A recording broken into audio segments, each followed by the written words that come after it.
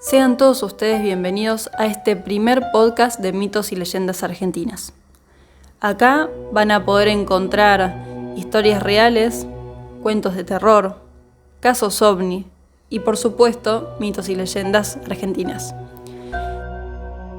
También nos encantaría incorporar entrevistas, es decir, que ustedes se conviertan en protagonistas de este podcast y a partir de las redes sociales o del mail que tenemos en la cuenta, ustedes puedan contactarse con nosotros y contarnos su experiencia rara, su experiencia paranormal, aquella cosa que quizás ustedes tienen guardada hace mucho tiempo o les está pasando ahora y no se animan a contarlo por miedo a que no les crean.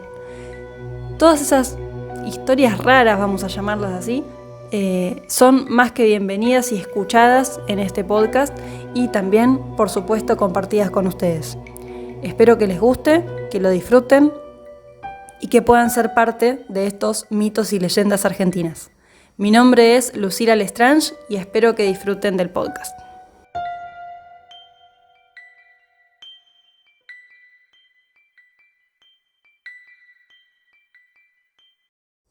En el barrio de Valvanera, en la ciudad de Buenos Aires, hay una misteriosa casa que guarda una macabra historia sobre la familia Galcerán que vivió allí varios años.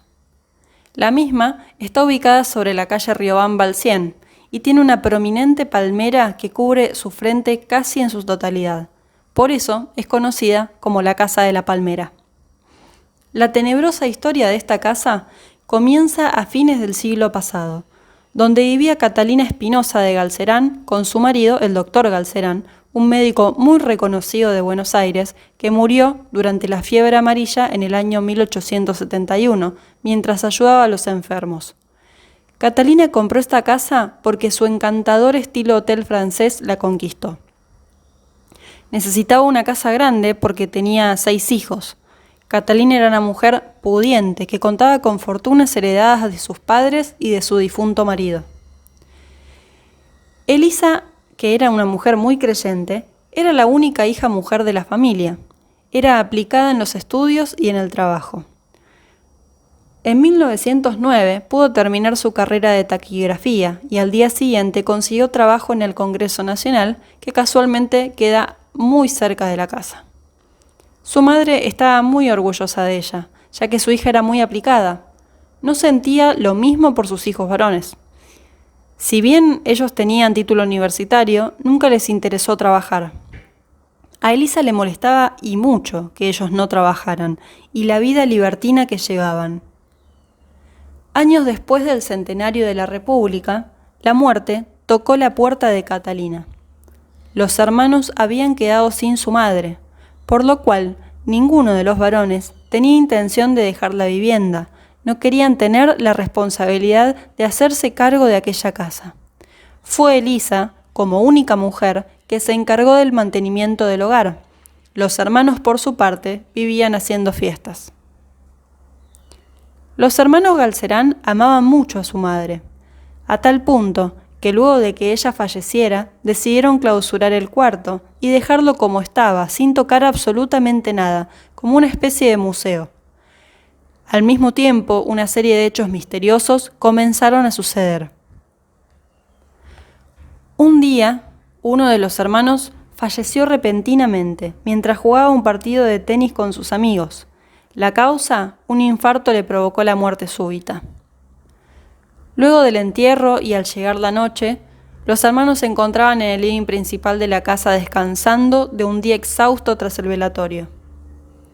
La hermana de ellos habló y dijo que así como se clausuró el cuarto de la madre para preservar su memoria, se hiciera lo mismo con el cuarto de su hermano. Ellos, tristes y acongojados por la repentina partida de un querido miembro de la familia, asintieron con su cabeza. Lo único que llamaba la atención es que Elisa no manifestaba sentimiento de dolor. Así fue a cerrar la puerta del cuarto de su hermano para siempre. Se dirigió a su aposento para dormir. Más aún, a la mañana siguiente, fue a trabajar, como si nada hubiera pasado. Meses después, otro hecho iba a enlutar a la familia. Uno de los hermanos de Elisa estaba disfrutando de un día de sol con una amiga, luego de unos tragos en el bar. Estando totalmente ebrio, se dirigió a su velero para salir a pasear por el río. Mientras subía a la embarcación, tropezó y cayó al agua, con la mala suerte que hizo que en la caída llevara consigo una soga de amarre, por lo cual se enredó y murió ahogado prácticamente al instante. La misma escena se había repetido. Saludos de condolencias y Elisa cerrando la puerta del cuarto definitivamente. Al año siguiente, otro de sus hermanos muere en un accidente automovilístico. Sus hermanos no podían soportar que hayan perdido otro ser querido más, y Elisa seguía clausurando cuartos. Tiempo después, uno de sus hermanos salió de fiesta, como muchas otras noches. Estaba con sus amigos en lo de Hansen, un lugar de baile de tango en la esquina de Figueroa Alcorte y Avenida Sarmiento. Estando ebrio, el hermano de Elisa se enfrentó por una mujer con uno de los malevos más peligrosos del lugar. En la pelea, un cuchillo atravesó el estómago del joven Galcerán, provocando su muerte inminente. El único hermano varón que quedaba vivo era el médico, quien por las noches solía tener una aventura con una de las mucamas de la casa. Elisa sabía muy bien todo lo que pasaba en la casa y eso despertaba su ira, pero tenía que reprimir su enojo. La noche posterior al entierro, en un clima frío de invierno, hubo una fuerte discusión entre su hermano y Elisa. El médico le recriminó su frialdad y hasta le sugirió que sospechaba que ella tenía algo que ver con los decesos de sus hermanos. Ella, luego de quedarse mucho tiempo callada, en voz alta, le dijo todo lo que sentía. Elisa le había dicho que era una ridiculez pensar que ella tenía que ver con todos esos hechos. Le recriminó que se hayan alejado de Dios y que si murieron era porque se lo merecían, para rendir cuentas antes al Señor. A la mañana siguiente, Elisa ingresa a la comisaría del barrio para denunciar que su hermano yacía muerto en el cuarto de la mucama. Luego de la denuncia, la policía llegó a la casa. Allí se encontraban Galcerán y la mucama muertos en la cama desnudos. Lo que llamó la atención a los investigadores es que encontraron un brasero en la habitación.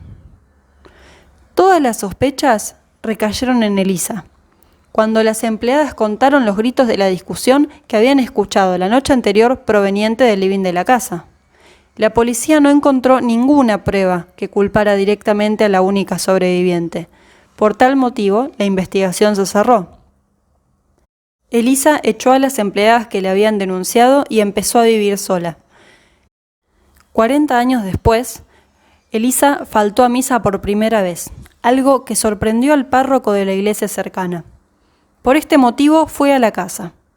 Al ingresar, el cuadro era espeluznante. Todo estaba oscuro y no funcionaban las luces. Luego de llamarla, observaron abierta la puerta que iba al sótano. Se dirigieron ahí. Un tragaluz iluminaba el lugar que estaba amoblado como una habitación, y en la cama yacía Elisa, sin pulso. La policía se dirigió al lugar y luego de sacar el cuerpo de Elisa, observaron que en el sótano estaban todos los muebles de la mujer que pertenecían a su cuarto. Su cama, su mesa de luz, su rosario, su Biblia, su espejo y mesa, y un pupitre para arrodillarse y rezar. Evidentemente, había armado allí su habitación. Luego decidieron subir y se encontraron con las escaleras que llevaban a los cuartos clausurados, llenas de polvo y telarañas. Las habitaciones de la madre y sus hermanos estaban intactas, aunque muy sucias por el paso de los años, mientras que la habitación de Elisa estaba completamente vacía. Lo que más llamó la atención es que la capa de polvo en las escaleras y los pisos superiores eran un considerable grosor y no había huellas. A esto se suma el olor y las ratas muertas que había en el lugar. Elisa no había subido allí por muchos años. Algunos dicen que luego de clausurar la habitación de su último hermano, Elisa decidió trasladar los muebles de su habitación al sótano y vivir allí. Desde aquel día, nunca más subió a la planta alta. De hecho, su vida se basaba en el trabajo, la parroquia, el sótano y ningún lugar más. Por muchos años la casa estuvo cerrada. Luego, allí funcionó una escuela y en la actualidad funciona el Instituto Pensamiento Socialista. La leyenda cuenta que todavía ronda en la casa el espíritu de Elisa para castigar a los ociosos. Gente que asiste al lugar o trabajadores de lo que en algún momento fue una radio cuentan experiencias que refieren a haber escuchado pasos, gritos, ruidos y demás cuestiones extrañas que no pueden explicar. Espero que hayan disfrutado de este primer podcast y los invito a seguir en las redes sociales a mitosyleyendas.arg y también a comentar, a compartir y si quieren, por supuesto, pueden escribirnos por mensaje privado y contactarse para tener una entrevista y contar su experiencia personal. Espero hayan disfrutado de este podcast. Mi nombre es Lucila Lestrange. Nos vemos en el siguiente episodio.